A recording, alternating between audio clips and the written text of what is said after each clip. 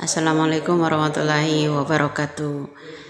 Dengan menyimaknya kejadian yang beberapa hari ini tentang jubirnya Ganjar dan Mahfud, yaitu Bang Aiman, dilaporkan serentak oleh orang-orang. Ada 6 laporan berkas yang dilaporkan ke Polda karena dibilang ujaran kebencian. Nah, disinilah guys kita harus menilai kenapa ini adalah tanda-tanda kebangkitan Orba, ya. Zaman Orde Baru udah mulai bangkit lagi. Ketika saya pertama mulai diintimidasi. Sekarang ini kenapa yang si Budiman ya kemarin itu mempersiapkan tim, siapapun yang mengangkat masalah-masalah perilaku mereka itu akan dilaporkan, akan didatangin ke rumah, betul adanya. Jadi saya yang mengalami sendiri ya guys ya. Nah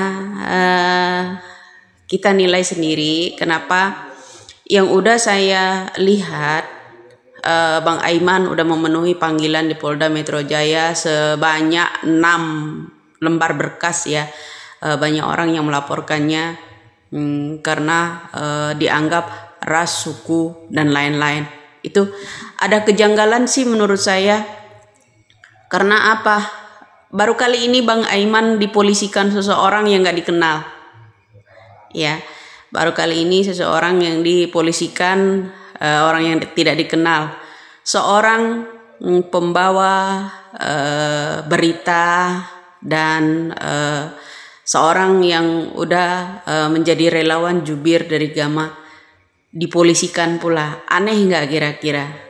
Nah di situ guys kita kenapa yang saya bilang kita harus berhati-hati menjaga negara Republik Indonesia ini. Tidaklah bisa sendiri, kita harus kompak, fokus pemikiran, penilaian itu seluruh masyarakat dari Sabang sampai Merauke ini harus tahu, benar-benar harus teliti memilih calon pemimpin ini. Nah, kenapa orang yang membanggakan yang capresnya siapa? Yang saya bilang itu pukul gong kok kaling rombeng yang bicara. Saya bilang kan pukul gong kok kaling rombeng yang bunyi. Nah itu kenapa capresnya siapa? Yang dipromosikan siapa? Yang dihandalkan siapa? Nah ada apa di balik ini semua? Ada apa di balik ini semua? Apakah adakah kaitannya dengan pengesahan undang-undang tentang penyitaan aset negara yang ada di tangan para koruptor itu tertunda-tunda terus? Itu menjadi pertanyaan bagi saya selama ini. Itu benar adanya, yaitu satu. Nah kedua, karena kenapa saya edukasikan seperti ini? Memilih calon pemimpin itu kita harus tahu ini zamannya demokrasi, jangan menghalangi demokrasi kita, bro. Ya, demokrasi kita tidak boleh terhalangi oleh siapapun. Semua berhak menyampaikan suara, semua berhak menjadi seorang relawan. Tidak ada orang yang bisa menghalangi kita, ya kan? Nah, kenapa mesti kita diintimidasi? Kenapa kita harus dihalangi? Boleh nggak kira-kira?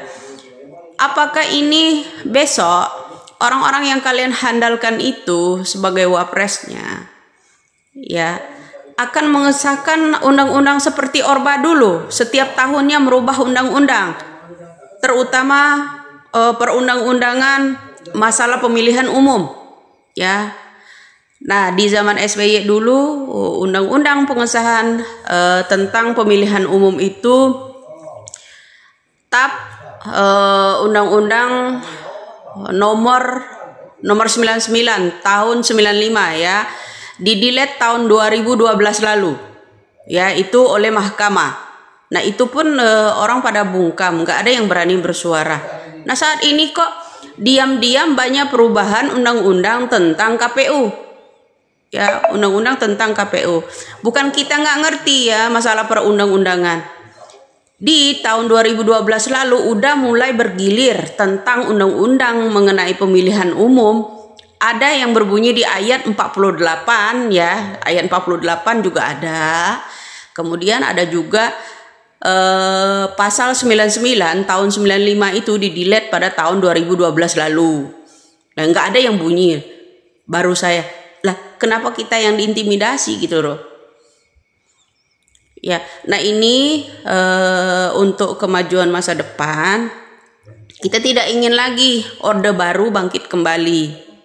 Siapapun yang bunyi undang-undang berlaku untuk orang yang rendah, kalangan kecil diperlakukan undang-undang tersebut, seorang pejabat, seorang yang ini, mereka yang pemegang sebagai hukum. Apakah ini akan dikendalikan kembali seperti dulu? Saya tidak ingin seperti itu lagi, bro. Mengingat kita kemarin ya, kasus 9798. Kalian nggak ngalamin ditembakin di Jalan Semanggi kemarin. Bro, perjuangan kita. Saya yang kecewa satu kepada Budiman ya. Budiman masih ingat enggak ketika mahasiswa kita sendiri loh yang mengalami. Ditembakin di Jalan Gajah Mada, Hayamuruk di Semanggi itu kemarin. Apa kurang puas kita mengalami permasalahan seperti itu lagi? Kemana ini teman-teman kita mahasiswa itu? Kan belum tahu maharimbanya di mana, ya kan? Jadi inilah contoh kecil ya, ya pencerahan seperti inilah untuk kata kalian itu ini penerus milenial apanya? Kalau Anda benar-benar milenial harus memahami ya, mana calon pemimpin negara, mana calon perampok negara. Ingat bro, ya. Ingat semua kejadian-kejadian yang udah.